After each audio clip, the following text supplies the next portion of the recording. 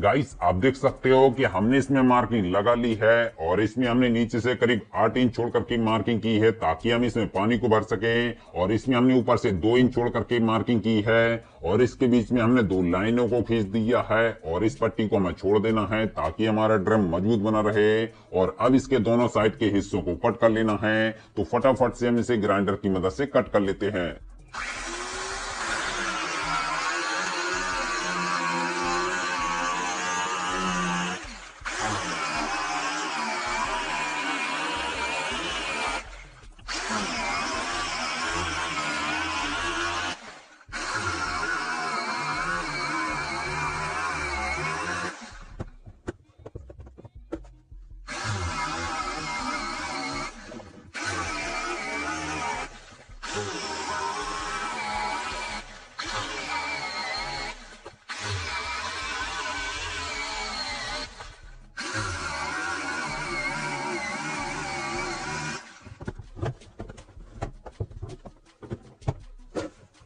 तो भाइयों हमने इसकी कटिंग कर ली है और अब इसके आगे साइड पर हमें एक फैन लगाना है। तो इसके लिए हमने ये 12 इंची का एग्जॉस्ट फैन लिया है। ये मुझे 900 रुपए का मिला है 1 साल की वारंटी के साथ। और ये एग्जॉस्ट फैन 220 वोल्ट एसी पर चलता है और ये बहुत ही ज्यादा पावरफुल है और इसे हम अपने ड्रम के आगे साइड लगाएंगे। तो इसे लगाने के लिए हमें इसकी साइज का इसमें एक होल करना होगा। तो इसके लिए हम क्या करते हैं कि इसके जो कोनों पर 4 नट बोल्ट कसे हुए हैं, इन्हें हम खोल करके इसके फ्रेम को निकाल लेते हैं।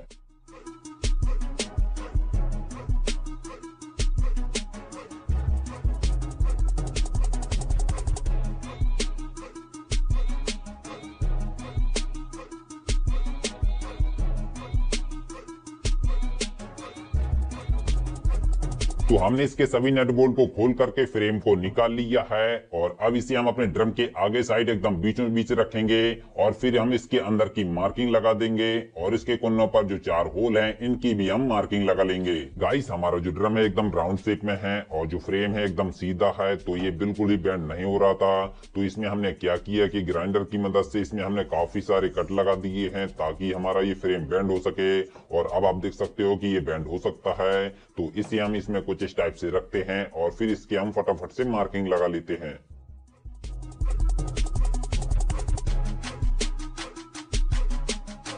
तो हमने इसकी मार्किंग लगा ली है और अब इस मार्किंग की निशान से इसे हम कट कर लेंगे।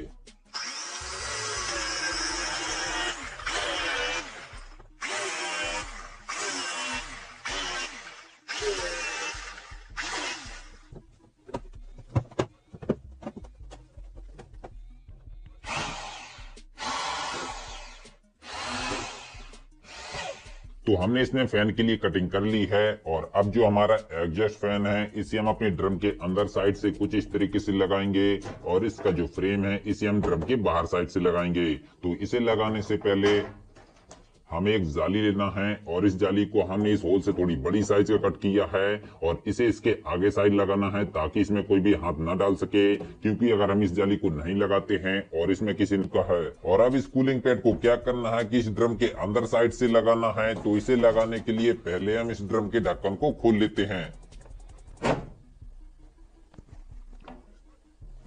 और अब गाइस इस कूलिंग पैड को हमें थोड़ा राउंड शेप में मोड़ देना है, क्योंकि जो हमारा ड्रम है वो राउंड शेप में है। तो हमने इसे थोड़ा राउंड शेप में मोड़ लिया है और अब इस कूलिंग पैड को अपने ड्रम के अंदर साइड से कुछ इस तरीके से फिक्स कर लेना है।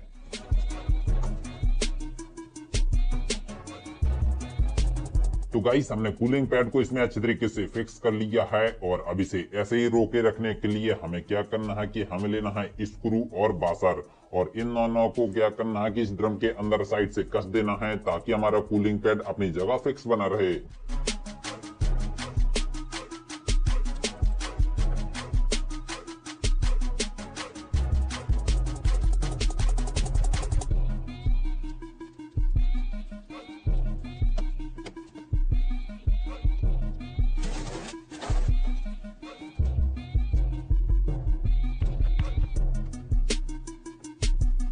तो गाइस इसमें हमने काफी सारी स्क्रूओं को कस दिया है और अब इसमें हमारा कूलिंग पैड एकदम अच्छे तरीके से फिक्स हो चुका है और अब जो स्क्रूओं की एक्स्ट्रा साइड निकली हुई है इन्हें कट कर देना है।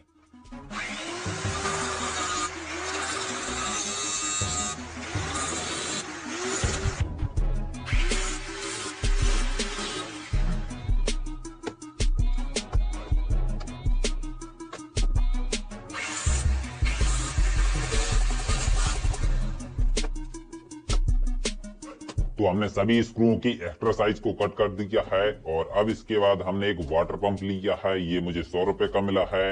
और इसके बाद हमने कुछ इस टाइप की एक 2 मीटर की पाइप को लिया है और इसके एक सिरे को हमने हीट करके चिपका दिया है और इसका जो दूसरा वाला सिरा है इसे वाटर पंप के आउटपुट वाले पॉइंट से कनेक्ट कर देना है। और अब इस वाटर पंप को अपने ड्रम यानी कि कूलर की टंकी में कुछ इस तरीके से डाल देना है और इसकी जो पाइप है इसे कूलिंग पैड के ऊपर कुछ इस तरीके से लगाना है।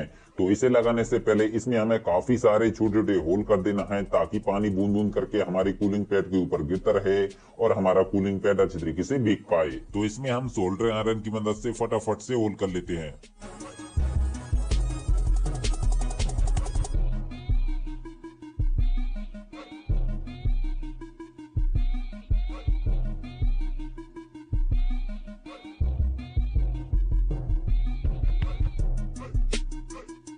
गाइस आप देख सकते हो कि हमने इसमें काफी सारे छोटे छोटे होल कर दिए हैं और अब इसे वापस से अपनी कूलिंग पैड के ऊपर लगा देना है और फिर इसे तार की मदद से बांध देना है। बस आपको ध्यान रखना है कि इसके जो होल हैं वो नीचे की साइड रहने चाहिए। तो हमने इस पाइप को तार की मदद से बांध दिया है और अब गाइस इस फैन और वाटर पंप को ऑन ऑफ करने के लिए यहाँ पर हमें 2 स्विच लगाना है। तो इसके लिए हमने कुछ इस टाइप के 2 स्विच लिए हैं और ये दोनों स्विच मुझे 10-10 रुपए के मिले हैं और इन दोनों को हम यहाँ पर लगाएंगे। तो इन्हें लगाने के लिए इनकी साइज की हमें यहाँ पर कटिंग कर लेना है। तो हमने दोनों स्विच के लिए इसमें कटिंग कर ली है और अब इसमें हम दोनों स्विच को कुछ इस तरीके से फिक्स कर लेते हैं और फिर इसे नट बोल्ट की मदद से कस करके अच्छे से टाइट कर लेते हैं।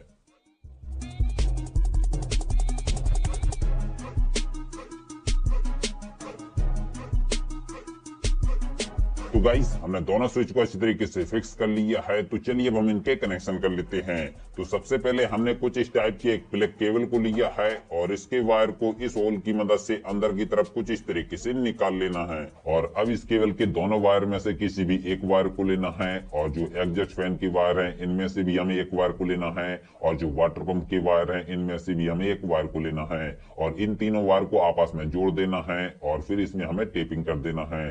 आप देख सकते हो कि हमने इसमें टेपिंग कर दी है और अब जो हमारी मेन केबल का दूसरा वाला वायर है इसे दोनों स्विच की एक एक लेग से कनेक्ट कर देना है और फिर इसे स्क्रू ड्राइवर की मदद से कस के अच्छे से टाइट कर देना है। और जो हमारा एडजस्ट फैन का दूसरा वाला वायर है इसे स्विच की दूसरी वाली लेग से कनेक्ट कर देना है और जो हमारा वाटर पंप का दूसरा वाला वायर है इसे भी दूसरी वाले स्विच की दूसरी वाली लेग से कनेक्ट करके अच्छे से कस देना है। तो गाइस हमने इसके सभी कनेक्शन को एकदम अच्छी तरीके से कर लिया है और अगर आपको इसके कनेक्शन समझ में नहीं आए तो आप इस डायग्राम को देख करके इसके सभी कनेक्शन को अच्छी तरीके से कर सकते हो। तो फाइनली हमारा कूलर बनकर तैयार हो चुका है। तो चलिए अब हम इसे चला करके देखते हैं। तो सबसे पहले हम इसके ढक्कन को खोल लेते हैं और इसमें पानी को भर लेते हैं।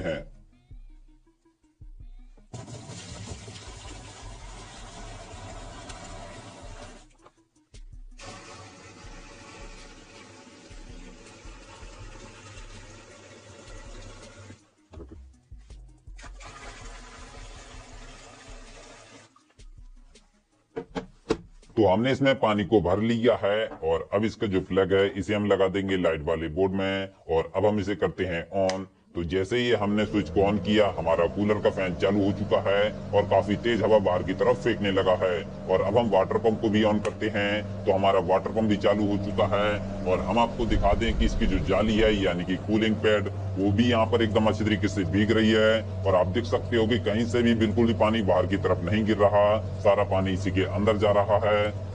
और गाइस आप इस कपड़ा को उड़ता हुआ देख करके अंदाजा लगा सकते हो कि जो हमारा कूलर है वो कितना ज्यादा पावरफुल है। एक बार हम स्विच को ऑफ करते हैं और फिर इसे ऑन करके देखते हैं। आप देख सकते हो कि हमारा कपड़ा उड़ना बंद हो चुका है और अब हम वापस से स्विच को ऑन करते हैं। तो जैसे ही हमने स्विच को ऑन किया आप देख सकते हो कि हमारा कपड़ा वापस से उड़ने लगा है और आपको इसी में समझ में आ गया होगा कि जो हमारा कूलर है वो कितने अच्छे तरीके से वर्क कर रहा है। तो गाइस हमारा कूलर एकदम ठंडी ठंडी चिल्ड हवा दे रहा है और गाइस इस कूलर को बनाने में हमारा टोटल खर्चा 1750 रुपए आया है। और अगर आप मार्केट से कितना भी सस्ता छोटा कूलर खरीदोगे तो कम से कम 4 से 5 हजार रुपए का मिलेगा, लेकिन इस कूलर को हमने बहुत ही कम पैसों में बना करके दिखाया है। तो आप भी ऐसा ही कूलर अपने घर पर बनाइए और गर्मियों में भी ठंडक का मजा लीजिए। तो गाइस आपको हमारा ये कूलर कैसा लगा नीचे कमेंट बॉक्स में कमेंट करके जरूर बता देना और वीडियो पसंद आई हो तो वीडियो को एक लाइक जरूर कर देना। तो चलिए फिर अपनी अगली वीडियो मिलते हैं, तब तक के लिए जय हिंद जय भारत।